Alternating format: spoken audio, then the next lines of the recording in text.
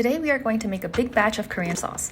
Korean cooking is actually really easy. Most dishes that require a spicy red sauce for stir fry can be made with a single sauce, and I'm going to show you how to make that. You only need 6 ingredients. In a large bowl, mix equal parts gochujang, gochugaru, soy sauce, rice wine, minced garlic, and sugar.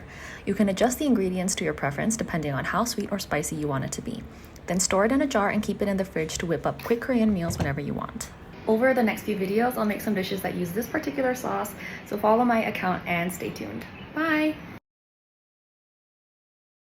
Let's make this super easy Takab or Korean spicy stir-fried chicken using the sauce that I made in my last video. Start by cutting some boneless chicken into bite-sized pieces, then marinate it in a generous amount of sauce. Once you have the sauce on hand, half the work is done already. I don't have measurements, just make sure every piece of chicken is thoroughly coated like so, then keep it in the fridge for at least 30 minutes, the longer the better.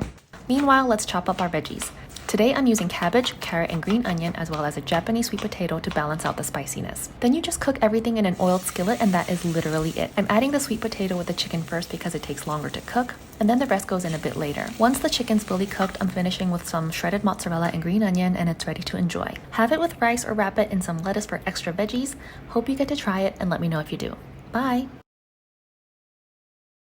This is ojingoche, which is basically dried shredded squid, and we're gonna make a classic Korean pantan using the jar of sauce that I made 2 videos ago. Start by giving the squid a hot shower to soften it up, then add a couple tablespoons of mayonnaise and mix until everything is coated. Then to a lightly oiled skillet, we're adding 2 tablespoons of our sauce and heating it to let the flavors bloom. Once it's boiling, turn off the heat, then add the squid and give it a good mix. For the garnish, I'm going with lots of green onion to add some freshness to the flavor, and of course you need to sprinkle toasted sesame seeds too. Cool it down, then store it in an airtight container and keep it in the fridge for up to about 3 days. Enjoy it with rice and other pantan, and I'll see you in the next video. Bye! As a Korean, I obviously love me some Korean street food and punjik, but that stuff is pretty pricey here in Singapore, and I'm a cheapskate, so I'd rather wait until I can visit Korea again or just make it myself at home. For today's dinner, I'm making Rabokki, which is just ramen noodles cooked in a sauce that I made 3 videos ago, but I'm adding extra protein and veggies to make it more nutritious. It's wild to think I'm actually making this at home because back in Korea, I was never much of a cook. It's only after I moved far away from my mom and my country that I started craving Korean foods I never even liked before.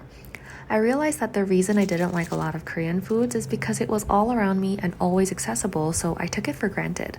Now that it's become harder to find, I can't get enough of it. It's kind of weird how taste buds can change over time because just a few years ago, you would never hear me say. The 4th dish I'm making with my all-purpose Korean sauce is sotok. So comes from soseji or sausage, and tok is the Korean word for rice cake. It's basically a skewer with alternating mini sausages and rice cakes, pan-fried and coated in sauce, and it's an especially popular snack at highway rest stops in Korea, as well as street food stalls outside schools. Sotok is impossible to hate. It's spicy and savory and sweet and chewy. It's pretty filling and easy to make, so give it a try for your next late night snack. Cheers! Here's one of my favorite ways to eat tofu and the last dish I'm making with my all-purpose Korean sauce.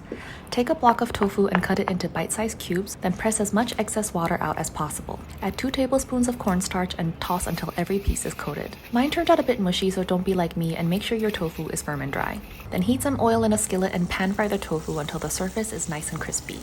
To my all-purpose sauce, I'm adding a little water so that it's easier to drizzle over the tofu, then give everything a good mix and serve it over a bowl of rice. Garnish with green onion and toasted sesame seeds and enjoy!